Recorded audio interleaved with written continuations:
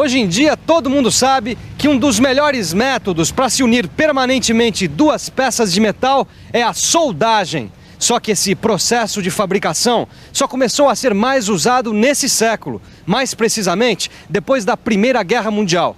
De lá para cá, a soldagem ganhou diferentes processos para diferentes aplicações. A soldagem oxigás, que a gente vai estudar hoje, é um processo por fusão. O equipamento de soldagem a gás. Olha aqui. Aqui a gente tem esses dois cilindros. Neles são armazenados os gases. Na saída de cada um deles existem esses reguladores de pressão. Sim. Eles são muito importantes porque eles são os responsáveis pela pressão adequada para o trabalho com os gases. Os reguladores de pressão podem ser de dois tipos, de um estágio ou de dois estágios. Esse aqui é um de um estágio e esse é de dois estágios. Tá. Bom, depois de passar pelos reguladores de pressão, os gases seguem por essas mangueiras aqui e chegam até aqui, ao maçarico, que é o principal componente desse equipamento. Existem vários formatos diferentes de maçarico, mas basicamente todos eles têm os seguintes componentes. O corpo injetor, que é por onde os gases entram no maçarico. É no corpo injetor que estão também os reguladores de passagem dos gases. Esta outra parte é o misturador, onde os gases se encontram. A lança, que conduz a mistura até o bico, e o bico, que tem um orifício por onde os gases passam. Existem basicamente dois modelos de maçarico, cada um deles projetado para operações específicas. Este é o maçarico injetor de baixa pressão de acetileno. Este outro é o maçarico misturador. Eles são parecidos, mas não são iguais. A diferença é que o maçarico de baixa pressão é mais simples. Nele, a mistura de gases é constante. Já no maçarico misturador, a gente consegue controlar a proporção da mistura dos gases. Mas afinal, que gás é esse? Você tem razão em ficar curioso. Afinal, o gás usado é tão importante quanto o resto do equipamento. Aliás, nem é um gás, mas a mistura de dois gases. Um deles é sempre o oxigênio, que normalmente vem armazenado em cilindros pretos. O oxigênio é usado puro e ele é responsável pela aceleração das reações no momento da solda e também pelo aumento de temperatura da chama. O outro gás pode ser o hidrogênio, o propano, o metano, o gás natural e o acetileno. Aliás, o acetileno, este último, é o mais usado, pois ele propicia uma chama de alta temperatura e de grande velocidade de propagação. Características muito importantes para uma soldagem de qualidade. Dependendo da mistura, a gente consegue diferentes tipos de chama para diferentes aplicações. Essa chama que você está vendo é uma chama redutora. Ela tem maior quantidade de acetileno do que de oxigênio e é usada para soldar ferro fundido, chumbo, alumínio e ligas de zinco. Esta outra é a chama neutra. Ela tem uma parte de acetileno, uma parte de oxigênio puro e uma parte e meia de oxigênio do ar. Repare bem que ela apresenta esse dardo brilhante.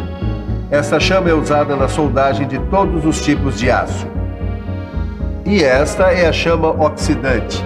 Ela serve para soldar aço galvanizado, latão e bronze. A chama oxidante tem mais oxigênio que acetileno. Como você viu, o gás mais comumente usado junto com o oxigênio é o acetileno. Tanto é que a soldagem oxigás também recebe o nome de soldagem oxiacetilênica. Apesar de não ser muito usado na indústria, esse tipo de soldagem é muito popular, por exemplo, nas funilarias. A maioria dos reparos realizados em carros batidos ou amassados contam com a ajuda desse tipo de soldagem. O metal de adição é essa varetinha que vai sendo derretida e vai se misturando ao metal de base. Vamos ver. É claro. Quando a gente fala de metal de base, a gente se refere às peças que precisam ser unidas. Já o metal de adição são essas varetas, que têm comprimentos e diâmetros variados, dependendo da aplicação. O metal de adição ajuda a formar o cordão de solda, dando a espessura e as características mecânicas desejadas para o cordão da solda. Além do metal de adição, na soldagem, a gente também pode usar fluxos, que às vezes vêm nas varetas do metal de adição, como essa daqui. Os fluxos são pós ou pastas. Eles são usados na soldagem de metais não ferrosos, como o alumínio. Eles reagem com os óxidos metálicos, protegendo as superfícies a serem soldadas.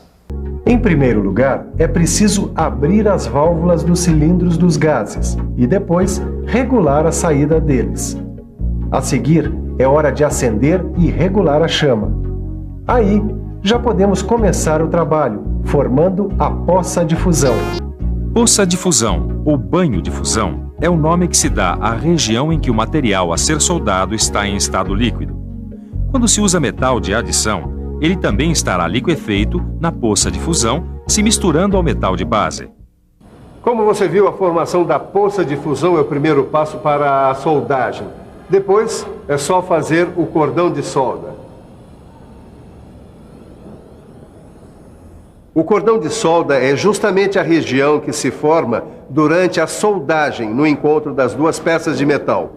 O cordão de solda pode contar ou não com a presença do metal de adição.